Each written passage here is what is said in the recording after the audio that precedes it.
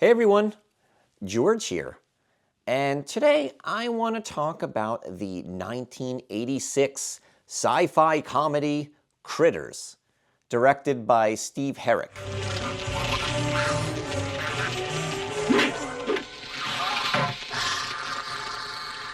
Critters is one of those movies that isn't amazing. It's not bad. It's quite good. It's a very warm and fuzzy kind of movie. No pun intended. Critters is one of those movies that it's not unique. It's not mind-blowing. You're not gonna watch it and get something as good as Gremlins. You're not gonna watch it and get something like amazing, but you will get just fun, straightforward 80s sci-fi goodness. It fits inside a subcategory of American cinema that I personally like, and that is the subgenre of creatures or aliens loose in a small town. It fits perfectly in that subcategory of movies, and if you want to see that, I highly recommend you watch it. So let me first explain what this movie is about. This movie follows a family of four who live on a farm. A father, a mother, a daughter, and a son, and then they have a lovable alcoholic that works on the farm too and is named Charlie. Basically, these furball aliens called Krites or Critters steal a ship from an alien prison. They crash land on Earth. These two bounty hunters are hired by the guards of the prison to go track them down. They go to Earth and search for these critters. Now, these critters are really just running amok on this farm. They're in the countryside. They're eating chickens and they're attacking the family in this like quiet Kansas farm. Meanwhile, the bounty hunters are causing mayhem around town. The bounty hunters are looking for them. They're the ones that actually like destroying the town. They're terrifying the residents of this small town called Grover's Bend. Eventually, they all meet up at the farm and they fight these aliens called Critters. And in the end, the Critters get in the spaceship. So the son, Brad, drops his firework, his homemade firework, into the ship, the alien spaceship. Nothing happens because it's not lit. The alien ship takes off, and this is where Charlie's alcoholism pays off. He takes his whiskey bottle and makes a Molotov cocktail, uses his baseball skills that he still has, he throws the Molotov cocktail into the ship.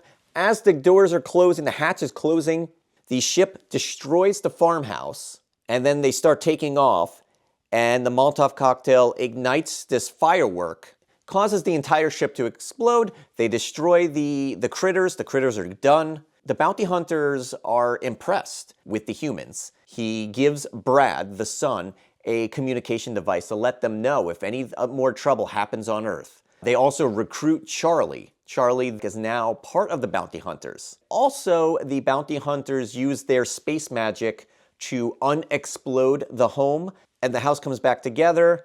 The family and their cat Chewie live a happy existence, while Charlie joins the bounty hunters. They fly off into space to have adventures, and you will not see them again till Critters 2!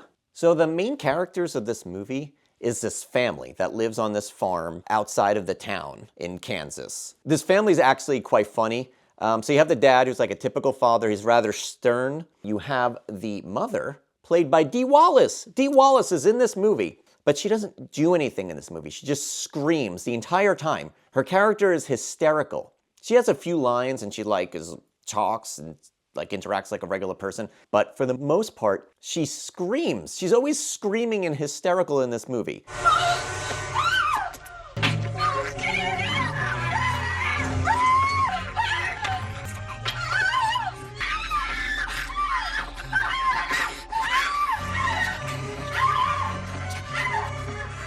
I already did. We'll attack him again!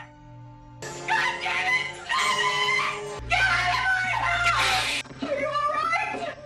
Are you alright? Oh, no! Oh,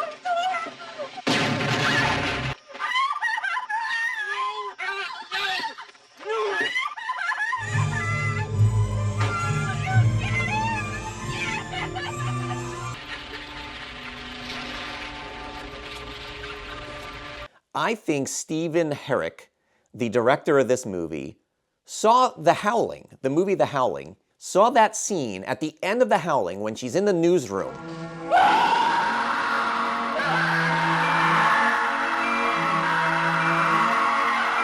I think Stephen Herrick was watching The Howling and saw Dee Wallace scream and was like, I want that in my movie. Because that's all she does. She screams the entire time. And then you have the daughter. There's a scene in the beginning of the movie when they're having breakfast at the start of their day where she mentions she has plans with Steve that night. This character, Steve, is played by Billy Zane. And he has to be probably the most innocent high school boyfriend in any movie. So he plays like a jock. He goes to the house. He has food, he eats at dinner, he's super respectful, and then they have the daughter, April, pulls him away. It's like, we have plans, we gotta go. And like pulls him away. He was wanted to stay, have a nice dinner, get to know the parents. Instead, she pulls him away, they leave, and instead of going to where their plans were, she takes him to their barn, their farmhouse, further on the property, their barn, and they start making out. He didn't even want to do any of that. He is probably the most innocent high school boyfriend jock in any movie. And then you have the son, Brad. It looks like at some point in the future he will end up on an FBI watch list because it looks like he's making explosives in his bedroom. So he's making like homemade fireworks, but the stuff he's doing is like, it looks like dynamite sticks. He's a little bit of an adventurous kid. He's making fireworks, homemade fireworks in his house. He tries to sneak out at night.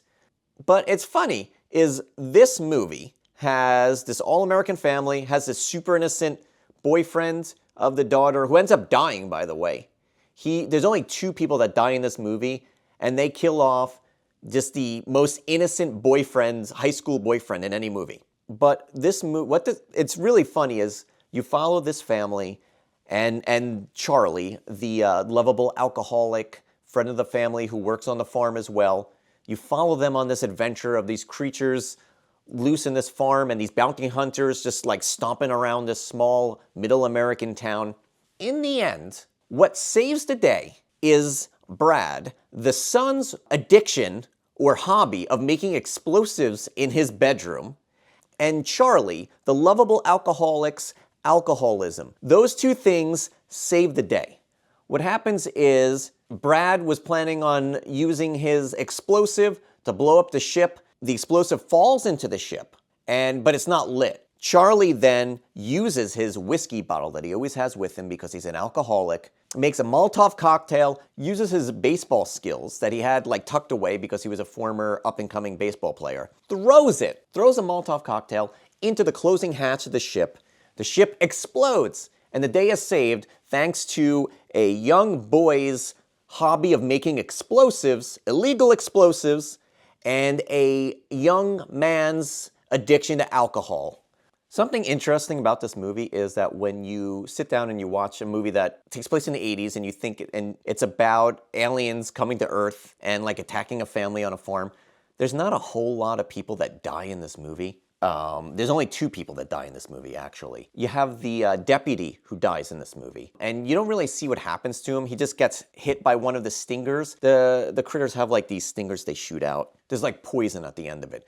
So he gets hit by it, falls down, and then the critters pull him under the car, and you just see him like wriggling on the car. You don't really see what happens to him. And then the other person who dies is the innocent boyfriend, Steve, played by Billy Zane. He's probably the most innocent person in the entire movie, and he gets like part of his hand bitten off. He gets eaten alive by the critters, and they kill off probably one of the most innocent high school jock boyfriends in cinematic history.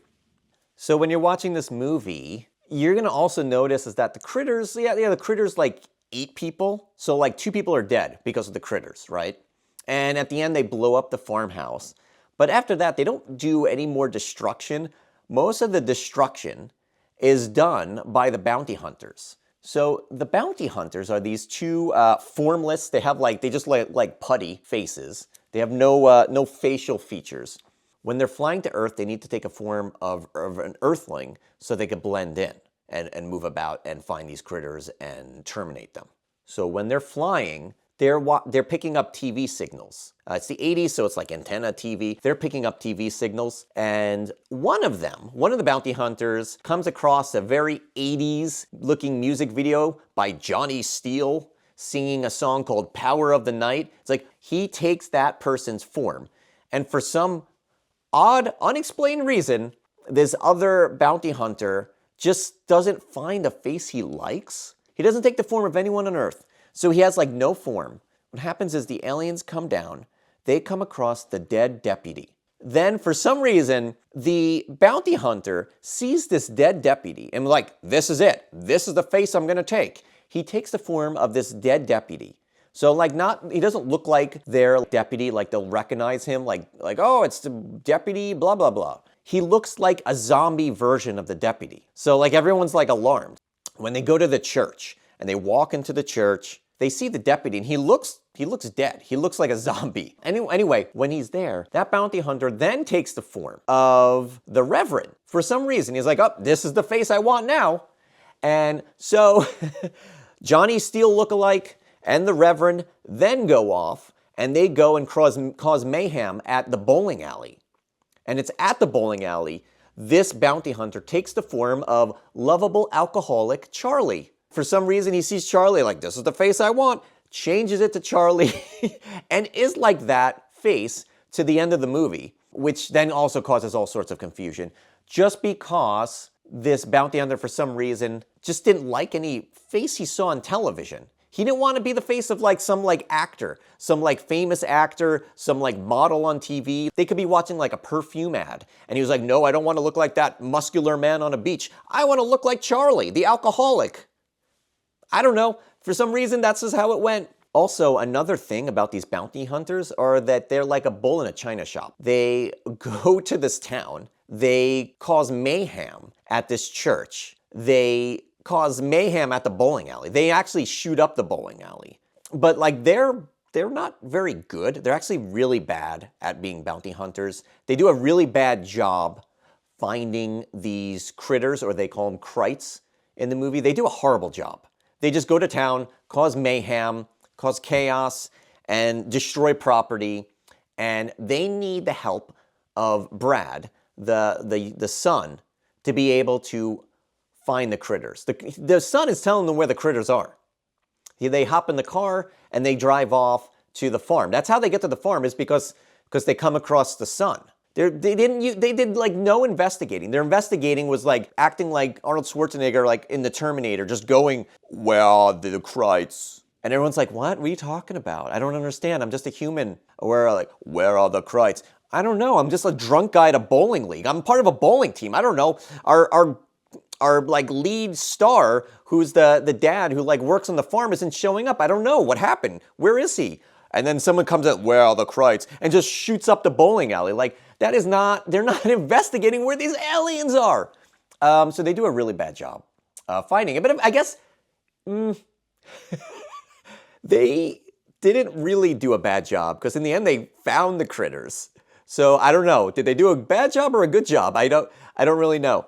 But they definitely pulled from Terminator with these bounty hunters. They pulled from the Terminator, because Terminator was 84. This movie was 86. They pulled from Gremlins with the critters. That was 84. This movie was 86. They just mishmashed that together, and then some other just like attributes of just fun 80s cinema, and made these weird, crazy bounty hunter duo going around a small middle American town blowing things up. Another thing is, when watching this movie, it's really interesting, is or funny, is Billy Zane is in this movie. The thing is, this movie is a franchise, right? There's Critters 1, 2, 3, 4, and there was some other recent one that came out too. Critters 3 has a young Leonardo DiCaprio in it. That is two people from Titanic. It's just really funny is that you have a movie as like prestigious as Titanic, one of the biggest money-making films of all time, Titanic, is in this film franchise that like is often overlooked and forgotten, and very cheesy and silly and very schlocky, if you will. It's just kind of funny that you have like this prestige in these movies. So that's Critters in a nutshell. This 1986 bizarre sci-fi comedy. It's a knockoff of Gremlins, a bit of a knockoff from Terminator, but I still recommend you watch this movie. I mean, if you don't like 80s sci-fi, like weird sci-fi horror comedy movies, if you don't like 80s cheese, if you don't want to watch a movie where these like fur balls with teeth come down to earth and run amok in a farm while these Terminator wannabes are running amok in town, and then it ends with them clashing together, and then a child's dangerous hobby of making illegal explosives and a former baseball player's alcoholism saves the day. If you don't want to see a movie about that, I don't know what to tell you. But if you want to see a movie where the power of making illegal explosives and the power of being an alcoholic saves the day, maybe even saves all of Earth, because they could continue and start eating all of Earth. They could eat the entire human race. If you want to see a movie where violence and doing everything wrong, like these bounty hunters, they did everything wrong, but they managed to find the aliens. If you want to see the violent death of probably the only innocent person in the movie, possibly the most innocent high school jock boyfriend in any form of cinema, die violently at the hands of an alien, while everyone else in the movie survives, the entire family survives. But if you want to see this person die, and then like a deputy too, he also passes away in the movie as well. If you want to see a movie that does that, then I would say watch Critters. It's fun. It's a very fun movie. Like, you're not going to get, it's not as good as Gremlins. It's definitely not as good as Gremlins, but it fits nicely in this weird niche, this subcategory or subgenre of American cinema, which is like creatures or monsters loose in a small town. The 80s did a great job with this subgenre. You had like Gremlins, you had The Blob, you had Killer Clowns from Outer Space, and you had Critters. I think this movie is a fun little creature feature. If you want to sit down and watch a movie from the 80s that is a fun little creature feature where everything you're supposed to not do in a movie and do in life somehow saves the day, I say watch this movie. This movie is worth watching. It's not that long. It's like an hour and a half at most. I think it's actually a little bit under an hour and a half. And you could just sit down with some popcorn and just watch some silliness unfold. I say do it. If you don't want to see it, if you want to watch something that's like much more prestigious, then yeah, don't watch it. Like go watch like Citizen Kane or Casablanca. This movie's not for you. If you want to watch a movie that's like Casablanca, do not watch this film. But if you want to watch something that's fun and fits in like this weird little niche of American cinema, I say watch it.